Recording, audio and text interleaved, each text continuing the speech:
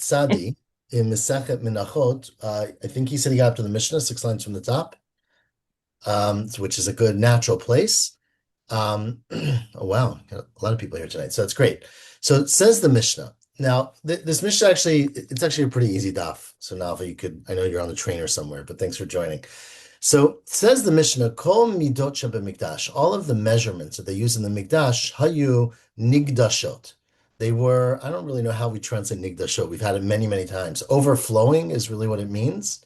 But He, heaping. Oh, heaping's a good word. Okay. Heaping. And what that means is that basically if we said you need to have a 12-ounce thing, which of course the measurement is an isaron, but let's convert it to our terms. A 12-ounce measurement, it does not mean that your container contains 12 ounces within it. It means your container has maybe 11 ounces, but if you pick it up, if you scoop out flour, you're going to get a heaping amount over it. And that heaping amount together will be 12 ounces.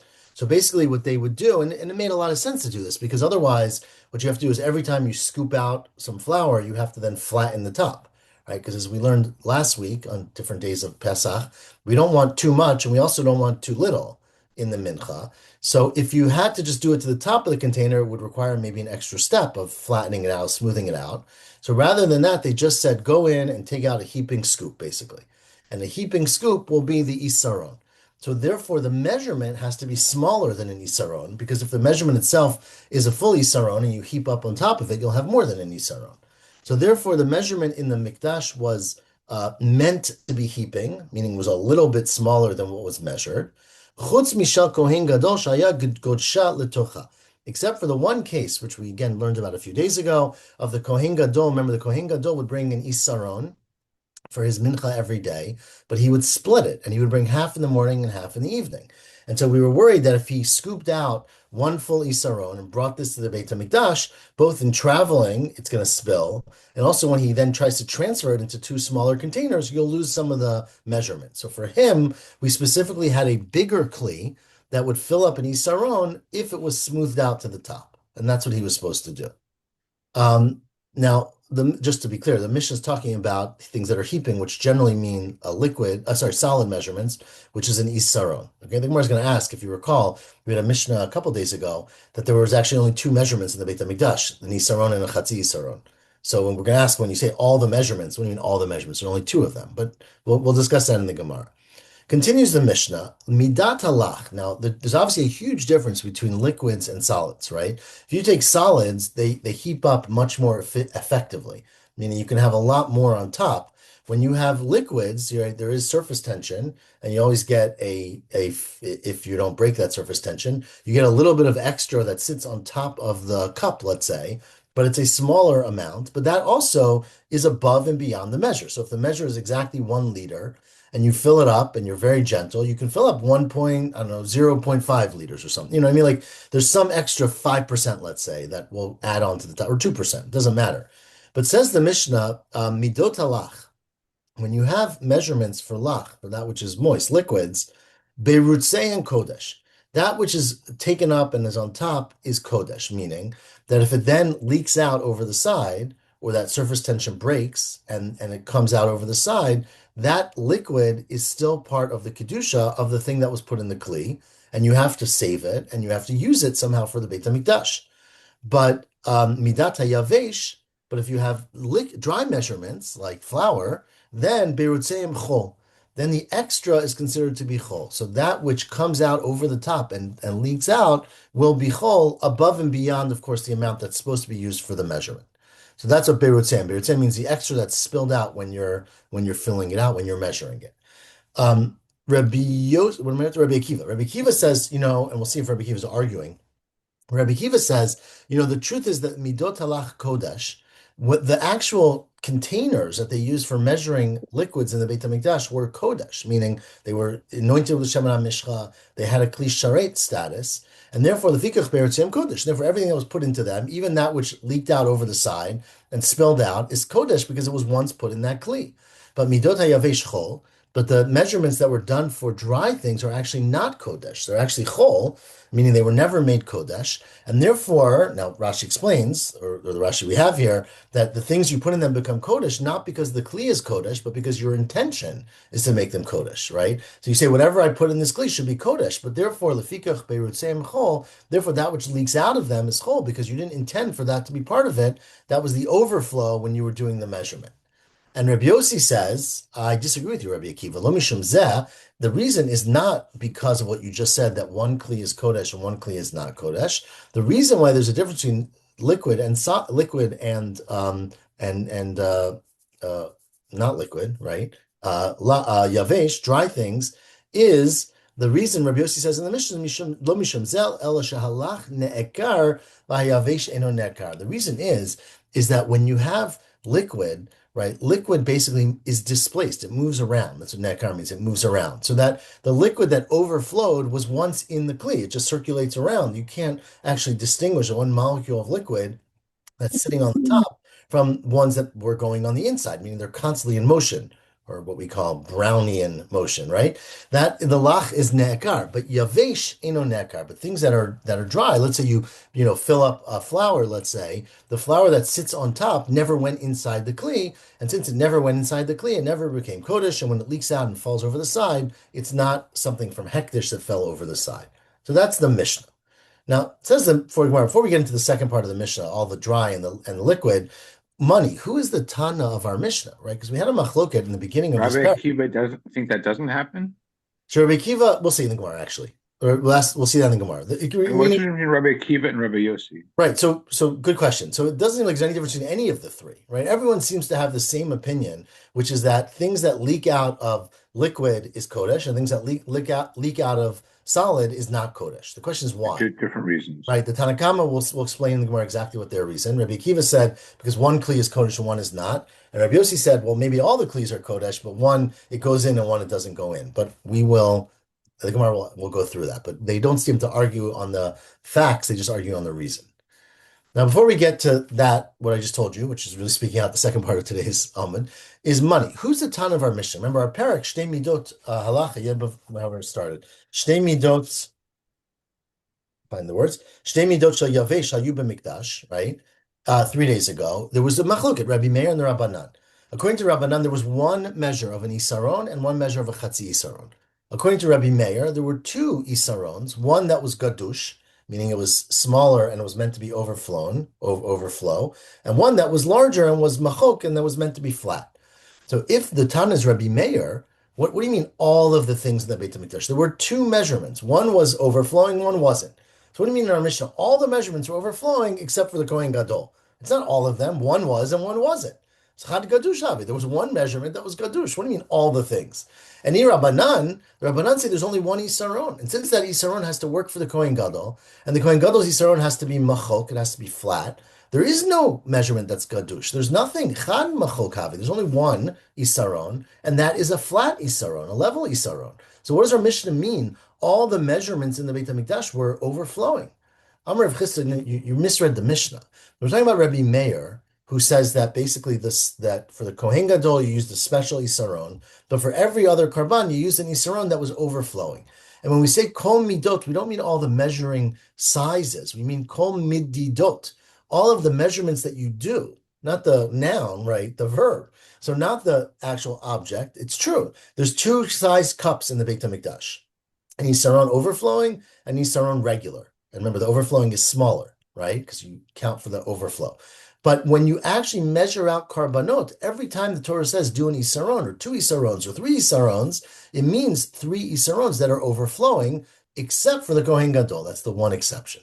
So that's what we mean in the Mishnah, not all the midot, but all the mididot.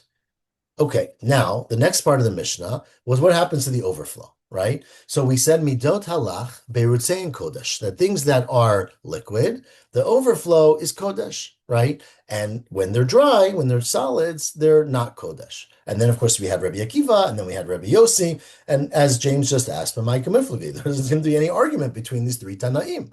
Says, well, you're right, there is no substantive argument, but the machloket between them is Tanakama Savar, The Tanakama, the first opinion, the unnamed opinion in our Mishnah, holds that midot halach nimshicha. That when they did Mashicha, right? We had today's Shmini, but as we had earlier, in order to make a kli in the Beit HaMikdash Kodesh, you would do Shemen HaMishcha. You would pour the Shemen HaMishcha on it. So says the Tanakama, when they did Mashicha, they were Nimshicha bein mi b'fnim, bein mi b'chutz. Midot halach were actually, they weren't, remember, there was oil that they used. They poured the oil on the inside, I guess smeared it all around, and they put it on the outside so that the kelim were kodesh inside and out. And therefore, if you put something in the kli and it spills out over the side and goes down the side, it's kodesh because it touched the outside. So even though it never touched the inside, it touched the outside. But midot yavesh, but for dry measurements, like flour measurements, nimshecha mi bifnim, they anointed the inside, so the inside was kodesh, but lo nimshecha mi b'chutz. But they never anointed the outside. So of course, it doesn't explain why they did it this way, but just that's the fact, right? And therefore, what overflows is not kodesh. Rabbi Akiva says, I disagree with that, as Rabbi Akiva said in the Mishnah, and I feel that midot halach, the measurements for liquid, nimshecha beimi b'fnei b'chutz, they did anoint them inside and outside, and that's why I say the overflow of liquid is still kodesh. But midat yavesh lo nimshecha kol ikar. They never even anointed the midat yavesh at all. So meaning as Rabbi Akiva said in the Mishnah, the kli itself is not kodesh, right? You put flour into it, so it's not the kli that makes it kodesh, it's the intent, and maybe the dibor Rashi makes it sound like it's saying, I'm putting this flour in there for hektish. So it's saying you're doing it and putting it into the kli is what makes it kodesh, but of course that's only if it gets into the kli. If it's the overflow, it doesn't matter if it touches the sides of the outside or not, it doesn't become kodesh because it was not necessary for your isaron. That's Rabbi Akiva. And Rabbi Yossi says, I hold idi v'idi nimshachad mi bifnim. I hold that both the kelim for moist, for liquid, and the kelim for dry, for solids, had meshicha on the inside, v'lo nimshecha mi b'chutz, but they were not anointed on the outside. So things that leak over and touch the outside are not kodesh. But there's a big difference between liquids and solid. Hachahenotaima delo dilach ne'ekar, right? The things that are moist, they move around. Umigava demana kaati, and the part that spills over was once inside the container, right? And a yavesh eno nekar, and the yavesh is not nekar, and so therefore I say it's because there's a difference properties between liquid and solids, and so that's why the kedusha of the kelim is identical. The inside is kodesh and not the outside, but by liquid, even because it was poured inside, we assume that everything somehow at one moment was inside the kli, and what spilled out over the side is kodesh as well. So again, they don't argue on the substance; they only argue on the reason. But wouldn't Rabbi Akiva also agree that the liquid that spilled over was also once inside and therefore should? What? Yeah, I mean, I guess I don't know, right? So I don't exactly know how he argues with, like what he says against Rabbi Yossi. Either that it's just not apparent. How much do you worry about chemistry or science when you can't see it that way? It Physics, yeah. appears, but I don't. Right? That's very often in the Gemara they don't argue about the halacha, about the facts. They argue about our vision of the facts. Right? To someone looking at it, you can't tell necessarily. Mhm. But I'm not sure. He doesn't respond. Right? But ask the Gemara a different question. Who cares? Right? According to Rabbi Yossi, who says that the Kli is Kodesh, right? You poured this liquid inside and you wanted it to be a lug, and you poured a little bit more than a lug and a little bit extra spilled out over the side. So says the Gemara, because that little bit of extra was some point inside the Kli, it becomes Kodesh. But so why? Your intention was to be Mekadesh a lug, not a lug 0.3, right? Or 0.03, whatever it might be. And so, Gavra the Ma'id Mechavit. Your intent was only to be Mekadesh what you needed, which was a lug, which was what ended up in the Kli. Says Rav Dimi Bar Shishna, Mishmei Rav, Zot Merit, what you see from here, and this is the assumption in our whole Gemara, is that Kli Sharet Mekachin Shalom Midat.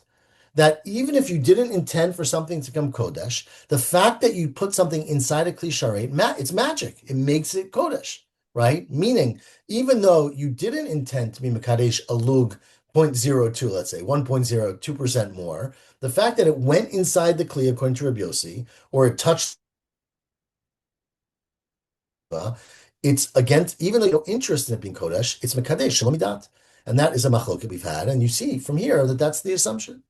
Ravina says, well, I wouldn't necessarily say you can prove that from here. Lo'olam Eimalach, I could tell you we're around 10 lines from the bottom. I could say that Kli Sharet ein mekachin ela midat. The truth is that it's only intentional.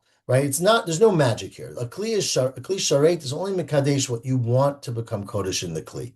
But here it's a gzera. We have to make a gzera shema yomru. People will watch you do this, right? And they'll watch you pour your oil, say, into a kli, and you pour too much. And I do it all the time. I don't know if other people, right? You pour and you try to get to the top, and you always go over the side, right? So you didn't want what's over the side to become kodesh, but people will say, look, maybe motziim mikli sharet the chol. Look, this liquid was once in the kli sharet, either like Rabbi Yossi, it was inside, or according to Rabbi Kiva, touched the outside, and you're just taking it home and eating your salad with this oil, right? Because the truth is, you never intended it for it to come kodesh. But a person watching you doesn't know that. They see that this was from the kli sharet, and you're taking it home, and you're doing your regular business with it. You're treating it like chol. And so therefore, they made a gezerah that anything that comes to a kli sharet, even if it's not truly kodesh, midrabanan, we make it kodesh, or we make you treat it that way. Motiv Reb Zera, said Reb Zera, that seems like a silly thing, because really, do we make those kind of xerot? What about the following question? Now, this is unrelated 100%, but you'll see why we're bringing it. Says that there's a Braita that says the following. Remember, the way you're supposed to do the lechem apanim, which is really next parak. We're gonna getting close to the end of the Masechta. We're gonna get to the lechem apanim. So the way you're supposed to do the lechem apanim is you're supposed to put them on the mizbeach on Shabbos, right? And then take them off the next Shabbos. The lechem apanim stay on the mizbeach for 7 full days. But as we're going to learn later, 7 full days means 2 Shabbatot, right? The Shabbat they're placed and the Shabbat they're taken off. Let's say I don't know, it's post-Pesach, you didn't have flour, I don't really know how it happened. You didn't make the lechem apanim in time, or you forgot to put them on the Mizbeach one Shabbat, or there was whatever, you couldn't get there. So says the Braita, Sideret alechem et habezichim la'achar Shabbat. Let's say you don't put them on till Sunday, okay? So then you have a problem, because the next Shabbat comes, and your lechem have only been on the shulchan for one Shabbat, right? The one that you put them on, the one that they're on right now, not 2 Shabbatot like they're supposed to be. So says the Braita, Hikdirat bezichim b'Shabbat. If you bring the bezichim on the following Shabbat, psula, that is pasul, because you have to have 2 Shabbatot. One you put it on and one you take it off. And if you put it on Sunday, you can't take it off the next Shabbat. So ketzad ya'aseh. So what should you do? You should leave it for an extra week. Yenichena l'Shabbat haba'ah. So you put it on Sunday, you can't take it off the next Shabbat, you wait till the following Shabbat. So your lechem sit on the shulchan for 14 days. Sha'afilu hu al shulchan yamim rabim ein bekach klum. This is the Braita. Even though it's sitting there for 14 days in this case, it's not pasul, right? Usually things in the Beit HaMikdash are pasul belina, right? You can't leave them overnight, or obviously the lechem you leave for a week. But it says the Braita, it's not a problem with lechem apanim. They're sitting on the shulchan. It's not a psolina. Says the Gemara, I get that it's not a psul, but it seems very inappropriate. Amai. Why don't you say hatam nami lema? Why, if you're so worried about these gzerot, what are people going to think? Why don't you say gzera shema yomru mafkidim mikli sharet, mikli sharet? People will say, oh, you can. Mafkidim is like pikadon, right? You can like store things in a kli sharet, meaning people might come and say, wait a second, I know you're not allowed to leave things overnight in the Beit HaMikdash or over a week. This is okay because you put it on the shulchan. And the shulchan is a kli sharet. So maybe I could take my blood from the carbon or my meat from the carbon, put it in a kli sharet, and tomorrow morning I can still eat it or still put it on the mizbeach because the kli sharet washes out lina, right? You could see why someone would make that mistake. So why don't you make the same kind of a gezerah? Says the Gemara, well, there's a big difference because the lechem apanim is done inside the Beit HaMikdash, inside the Azara. And the only people who were involved in that were super high secrecy, Kohanim who got access to like the closest levels. We're not really worried that the regular people are going to look at that and make mistakes. So as the way the Gemara puts it, 6 lines on the bottom, Pnim achutz karam, you're asking something that happens inside the Kodesh to something that happens in the Azara or in the Ezrat Nashim, even outside Bechutz, Pnim lav kuliyam yadi. What happens inside, not everybody knows. What happens in there, it's people don't know. Rashi explains, or the Ksaviyat, or the Rashi we have, that the Kohanim know about it. The Kohanim understand the logic. They learn the Gemara. They know why it's okay to leave the lechem apanim on for 2 weeks. But chutz kuli alma yadi, if you do something outside and everybody is watching, you have no idea who's going to see it, what kind of conclusions they're going to make from it. And there it's appropriate to make a gzera, because if you are lax about this and you let the overflow from the kli sharet be not treated like kodesh, people are going to come to say that, in fact, you can take something from a kli that's kodesh, and turn it into chol, which you obviously cannot. So that's why we have to make a gezerah.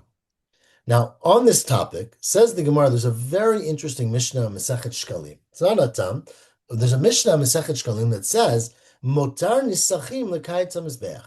Right, the Mishnah Masechet Shkalim is talking about what you do with the extra money. Remember, they would collect the shkalim and they would use it for the tamid, they would use it for other things. If you had extra money at the end of the year, you would use it for something called kayetz hamizbeach. Kayetz hamizbeach, I don't know how we translate kayetz either. But basically, kayetz is like burning, I guess, of the mizbeach, where basically when there was extra money that was meant for a karban, and there was no karban being brought, they would take it and they would burn extra karbanot to make beautiful smell and incense, the smell, the reich nichoach for Hashem. So that's kayetz mizbeach, just extra karban olah, basically. It's not eaten or anything, it's just as a sacrifice, but it's done to beautify the mizbeach. Okay? So the Mishnah says that if you have extra money left over for extra nisachim, you sell them, right? You don't bring extra nisachim, only come with the karban, right? You don't bring nisachim on their own. Well, I mean, you could, but anyways, we'll talk about that. But you take the money and you buy animals and you bring kayetz mizbeach. Now says the Gemara, when would you ever have extra nisachim? Right? What does that mean? My motar nisachim. What does that even mean? Extra nisachim, right? If a person comes with a karban, they buy nisachim. What does extra nisachim mean in the Beit Hamikdash? Where do you get extra nisachim? Says Rav Chia Bar Yosef Amar, people would say midot. It's exactly our Mishnah. It's all the extra measurements, right? Remember, they had a huge container, they had a huge granary outside in the Ezrat Nashim. We learned about the Lishkot, it was one of them, where every day, everyone who showed up with a karban, who needs nisachim, would go in there and would say, I need wine, I need a mincha, let's say, I need flour. And they'd say, okay, you need an isaron. Here's the cup. You measure out an isaron. Some of it spills out over the side. They would collect all of those extras. You come in the afternoon, you might have dozens and dozens of isronot that are extra. So that money from those menachot, you would sell them, use the money, and buy animals for kayetz mizbeach. So that's exactly what the Mishnah is referring to. Rabbi Yochanan says, I have another explanation. And the explanation is based on a Gemara that we had in Bava Metzia that has to do with something called Yad Hektesh Al Ha'Elyona. Remember, we had this whole discussion a long time ago. Let's say you buy something and the price changes, right? Which, let's say you buy oil futures, right? Be very relevant. So says the Braita, if you're mikabel alav l'sapek salatot mi'arba. Let's say a person says, I want to do business with Hektish. Hektish needs 100 pounds of solet, let's say. I'm going to provide for them and I will charge them 4 sa'ah for a sela. So 25 cents for a pound, I'll just say, right? And I'm going to give them 100 pounds. So Hektish gives me $25, right? In that case. It turns out that in 3 weeks, when it comes time to deliver the flour to Hektish, the price has gone up. And now instead of being 4 sa'ah for a sela, it's only 3 sa'ah. So it's 33 cents for sa'ah, not 25 cents. And amdu b'shalosh. Now it's gone up. So Hektish is $25, buys them a lot less flour. Says the Braita, tough, you lose. Yisapek mi'arba. You've got to pretend that the price is the old, cheaper price, because once you commit to Hektish, you have to give it to them on that price. So you'd have to give them as much flour as you committed, say 25 sa'ah in my case, even though it's costing you more money, right? And the opposite, turn the page to Daf Tzadi Amabed, is also true. If the price when you made the deal was shalosh, it was 3 sa'ah for a sela, so 33 cents for a sa'ah. V'amdume arba, and then it went to 4, meaning it got cheaper, and it became 4 sa'ah for a sela. You still have to give them misapek me'arba. You still have to give them basically what their money would be for 4. So you're basically going to give them extra flour, right? They gave you $100, and the price was 3 pounds for $1, so you're going to give them 300 pounds. And now it's 4 pounds for $1, so you have to give them 400 pounds of solet, so they have extra solet. And that is the extra money that you take that solet, you sell it, and you buy karbanot. Sheyad hektish al elyona, because hektish always gets the better side of the trade. And in fact, there's braitot that support each of these opinions. Second line, Tanya Kavatei de Rabbi Chia Bar Yosef, and Tanya Kavatei de Rabbi Yochanan. Tanya Kavatei de Rabbi Chia Bar Yosef, this is now a braita, 4 lines from the top. Beirutzei midot halado mahayu osin bahen. Right, our Mishnah said that the overflow was hektish. What did you do with the overflow? Im yesh zavach acher yakrivimo. look, if there's another carbon, basically someone could buy this flour and use it for their other carbon, right? Because they need a carbon mincha. Lanu, now if you leave it overnight, they're pasul belina because it's hektish, it's kodesh. But im Mhm. lav, if you don't find anyone else to buy it, yakrivo, where my makitzin bahen et hamizbeach, you would use them for kayetz hamizbeach. The kayetz zeh mahu. What does that mean, kayetz mizbeach? What is the dessert or the busyness of the mizbeach? That is an olot. You would bring carbonat olot. Abasar Lashem, of course, when olah is burnt completely on the mizbeach, so all the meat goes to God. And orot, the kohanim, the skins kept by the kohanim.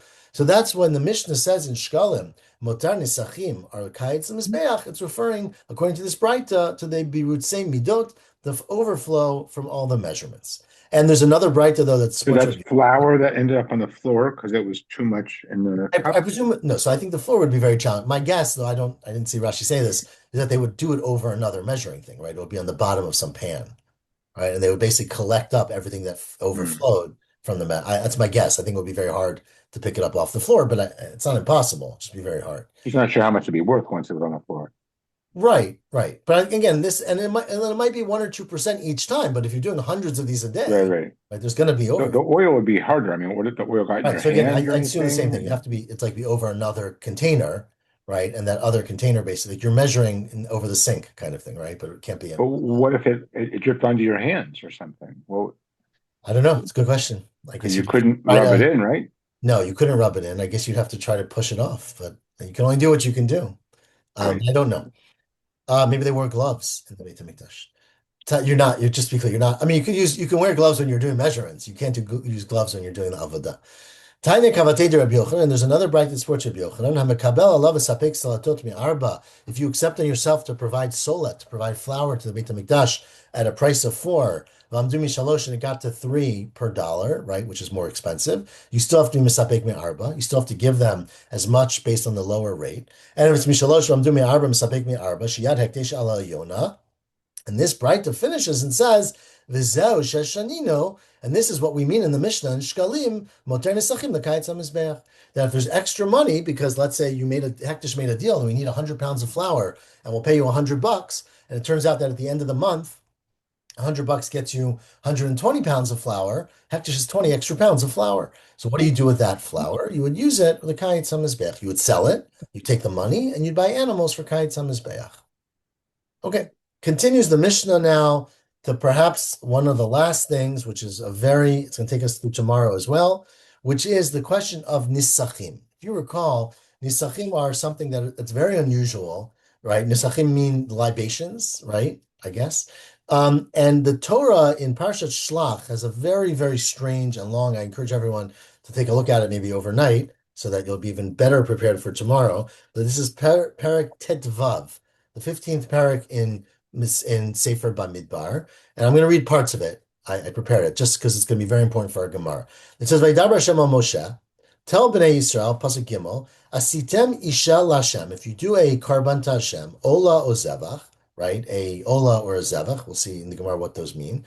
Lefalei neder o b'nedavat, to fulfill your promise.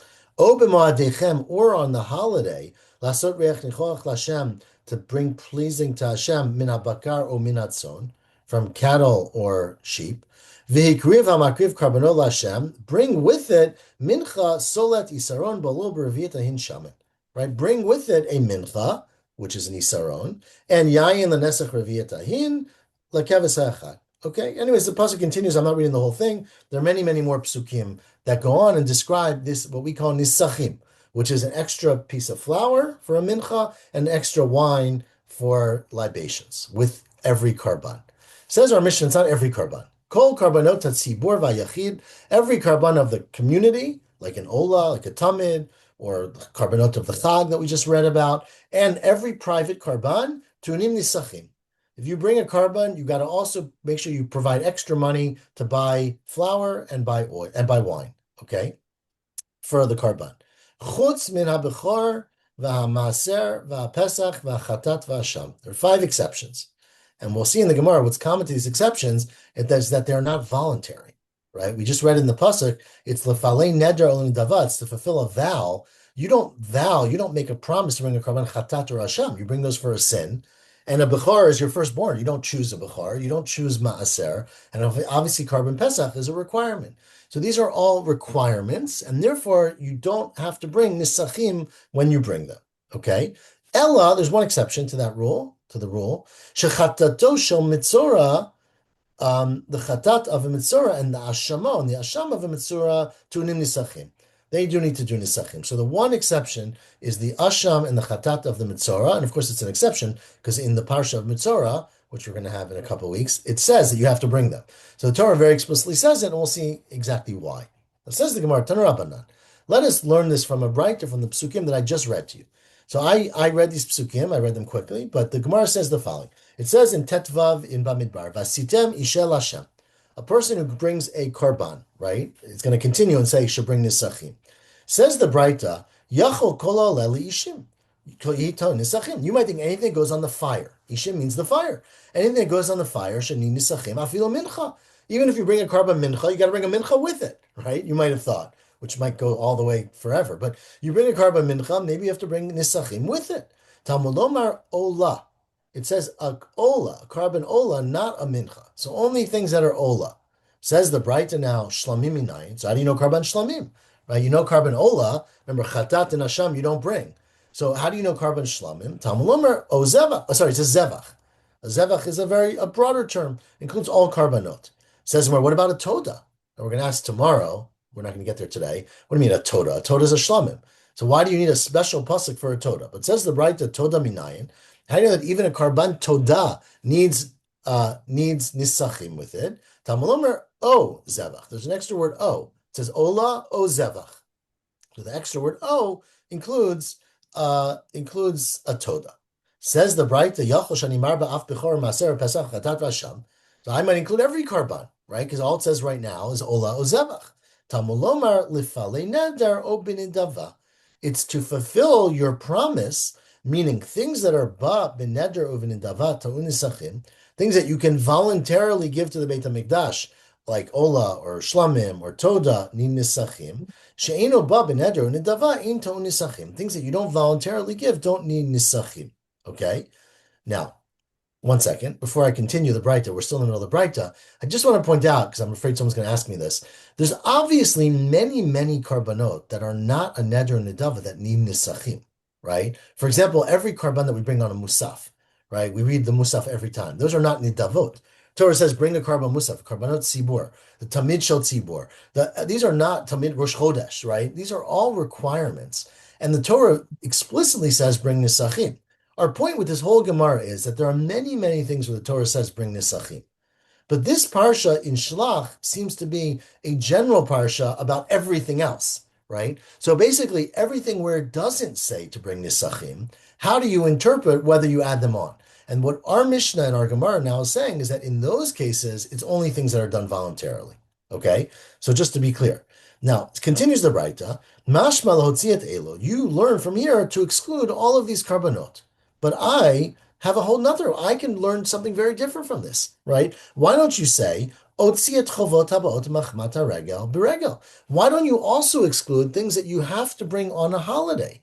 What are the things you have to bring on a holiday? My ninu, olot riyah v'shalmei chagiga. If you recall, we just had Pesach, right? The Torah very clearly says, don't go up to the Beit HaMikdash for Ola Regel and don't come empty-handed, right? And we learn from there that you have to bring karbanot when you go up La'aliyah L'Regel. Now, it doesn't say which karban, but there's something called olat riyah, which means an ola, which is given to God completely for just showing up, and shalmei chagiga, which are shlamim, where you eat all the meat for your holiday. Those are sort of quasi requirements because there's not a specific requirement, but it's an assumed requirement. So maybe they don't need nisachim either. It says more Talmud Omer, therefore it says clearly o b'moadechem. The things you bring on the holidays, they need nisachim, even though you're really supposed to bring them. Kol haba b'moadechem to nisachim. So it says we're okay, but mashmal aviyat elo. So I learned to include these, but avisirei chatat ho'ba'in b'chovat b'regel. What about? Remember, there's one karban on the regel. If you go back to the Musaf, it says at the end of every reading that we do, right? Ikraftem Isha Olal Hashem, right? It says Usir Echad Chatat, and there's no nisachim with that sa'ir, but it's done on the holiday. right? There's one Sa'ir brought every holiday for Musaf, and it does not require Nisachim because it's a requirement, but it is brought on the holiday. So if the Pasuk says, and on your holidays, why don't you include that as well? Tamulomar, therefore, it continues to say, the Chitaseh ben Bakar. The Pasuk continues, says, when you do ben Bakar. Now, ben Bakar b'chalaya. A ben Bakar means a cow, right? A small cow. So that was already included in the previous description because it said Ola Ozevach, which included every korban. Lama Yatza, why did it say specifically Ben Bakar? Lahakishaleh, to compare everything to it. To say Ma Ben Bakar Miyuchad, Ba Benedra B'Nidava. Just like a Ben Bakar is a carbon that's brought because you feel like it. Afkol Ba Benedra B'Nidava, it has to be a carbon that is brought because you feel like it, as opposed to the sa'ir of the musaf, which you're bringing because you have to bring it. And so therefore, we learn all of these halachot. Continues the Braita. Again, this is all one very long Braita. We're around 10 or 12 lines from the bottom. It says, La'asot reach nichoach Lashem. You're bringing the carbon to please God, min habakar or min hatzon, from cattle or from sheep. Now, why do you repeat that, right? Of course, we already said every carbon. Every carbon comes from cattle or sheep. Mata Malomar says the Braita, Lefishanemar Ola. Remember, the way we learned the carbonate was it said carbon Ola. I might have read that and thought Ola includes not just animals, but even birds. Maybe even if you bring a bird, you have to bring nisachim with the bird. Talmud, that's why this pasuk now comes to say, min habakar o min hatzon. It's from cattle or from sheep, not from small birds. Divrei Rabbi Yoshia. This is the opinion of Rabbi Yoshia. And Rabbi Yonatan says, again, this is still in the Braita, says Rabbi Yonatan, Eino tzarich. You don't need a pasuk to tell me to exclude birds, right? You don't need animals, like saying large animals and small animals to exclude birds. Because Harei Omer Zevach. Sure, the word Ola can refer to an Ola Ta'of, but the word Zevach specifically refers to an animal sacrifice. The Of Eino Zevach. And in our convention, when we use the word Of, when we use the word Zevach, sorry, an Of is not included. So you don't need a pasuk of min habakar or min hatzon to exclude a bird. So says the Braita Imkain, ma tamalomer min habakar or min hatzon. So that's a good question. So why does it say min habakar or min hatzon? Says Rabbi Yonatan in the Braita, beautiful answer. Lefisha Nemar, if you go back all the way to the beginning of Vayikra, which we read, I guess, like 3 or 4 weeks ago, the second pasuk in Vayikra, right? The beginning of Vayikra says the following: Adam ki yakriv mikem karban lashem. It's the beginning of Vayikra. It says Vayikra Hashem Moshe. Adam ki yakriv mikem karban lashem. A person who brings a karban to Hashem min behema, from animals, min bakar umin hatzon, from cattle. Bakar, remember, are big animals, and tzon are small animals. Now, you read this pasuk, and it doesn't really specify whether you bring from bakar or tzon. It says mina bakar umin hatzon. So Yachol said, again, this is Rabbi Yonatan's argument. Yachol, you might have thought, Homer re'alai ola. A person walks up and says, God, or to the Kohen, or whatever, I want to bring an ola. I accept on myself a chiyuv to bring an ola. You might think that an ola means you bring a cow and a sheep, right? Because that's what the Torah says. Bring karban lashem min abema, a bakar min hatzon. Both. Yachol, you might have thought yavi mishneim. Therefore, the pasuk comes, 15 weeks later in Parshat Shlach, Talmud Lomar, min habakar o min hatzon. It's not both. When we said 15 or 13 weeks ago in Vayikra, bakar min hatzon, we meant one or the other, not one and the other. Ratza echad mevi, ratza shnai mevi. You can bring one or the other, not both. Okay, so that is the end of the long, long Braita. Now we're going to do a few more minutes because we can't stop ourselves, right? But says the Gemara, before we go into this whole Braita, which obviously we're going to have to go into many details in this Braita, this last point where Rabbi Yonatan said, take this pasuk from Parshat Shlach that says Min Bakar O Min Hatzon, and use it to teach me that when in Parshat Vayikra it said Min Bakar O Min Hatzon, it didn't mean and, it meant or, right? How do you explain that according to Rabbi Yonatan? Because listen, there's a very famous machloket, which we've had many, many times, about when the Torah says you have to do two things, does it mean both? And the famous example is the Torah says, Mikalel aviv v'imo mot yumat, right? A person who curses his father and his mother will die. So we asked in the Gemara in Sanhedrin, do you have to curse your father and your mother, or your father or your mother, right? And we had a machloket.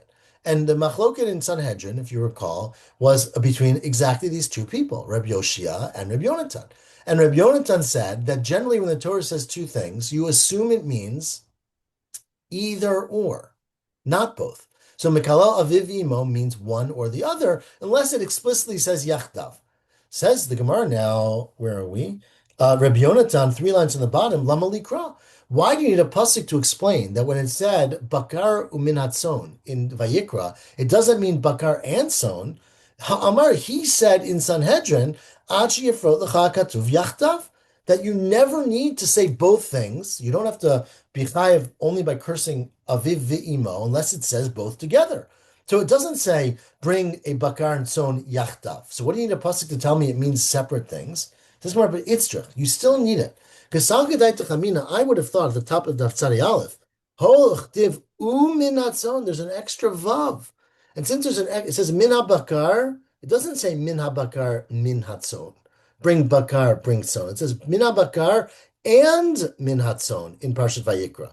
So you might have think kiman dichtiv yachdav dami. It's as if it said do it together. And therefore, says Rabbi Yonatan, there's another pasuk 15 weeks later. I keep changing the weeks, but many weeks later in Shlach, which says min habakar o min hatzon to tell you that they're separate. Says the Gemara, okay, so that's Rabbi Yonatan. Now Rabbi Yoshia said, I don't need a pasuk for that. But Rabbi Yoshia actually is the one who says that whenever the Torah says two things, it actually means you need to do both things, unless it says one or the other. Or the Rabbi Yoshia, according to Rabbi Yoshia, who says in Sanhedrin that whenever the Torah says Mikala Aviv Imo, it means both, unless it specifically says separate, right? And we learned that in Sanhedrin. We'll talk about it when we get back to there in 6 years. But here, why doesn't he require, how could he say that the pasuk of Bakar, O Minat Son, is there to tell you not birds? Why don't you need a pasuk to tell me that a carbon ola is not a Bakar and Son? Hachtiv says, so he says, he'll answer, Hachtiv, im ola karbono min ha-bakar. If you continue Parshat Vayikra, it says initially, if you bring your Karban Olav for Bakar or Tzon, and then it explicitly says a Parsha, if you bring it from Bakar, if you bring it from Tzon. So the Torah specifically says, separately, Imina Bakar, Imina Tzon, Karbano. Says, well, that's a really good question. Why does Rabbi Yonatan need a pasuk? Rabbi Yonatan says, Itzrich. I would have thought, that's where you get out and you say, I want to bring an Olav from sheep. Then you bring an Olav from a sheep. Or I want to bring an Olav from a cow. But if you just say, I want to bring an ola, maybe it means you have to bring a cow and a sheep. Bring each one. Kamash Balan. Therefore, the pasuk says in Parshat Shlach, Bakar o min hatzon, to tell you they are separate. You don't bring them together. They are completely separate things. And again, Rabbi Yonatan said, just remember, the reason Rabbi Yonatan needs a pasuk for that is because there's a vav. And the vav would have made me think that you bring the bakar and the tzon together. Now, Rashi points out, I just want to share this cute Rashi, which Rashi does elsewhere, that's a really interesting point of Rabbi Yonatan. But Rabbi Yonatan's source for all of this is from the question of the pasuk, which says, cursing, right, aviv v'imo kilel, right? And there's a vav. So Rabbi Yonatan specifically in that case says, right, a person who curses father, aviv v'imo mot yumat, right? But there's a vav there, and that's where Rabbi Yonatan actually says that you don't need something to tell you separate because you would assume that they are separate.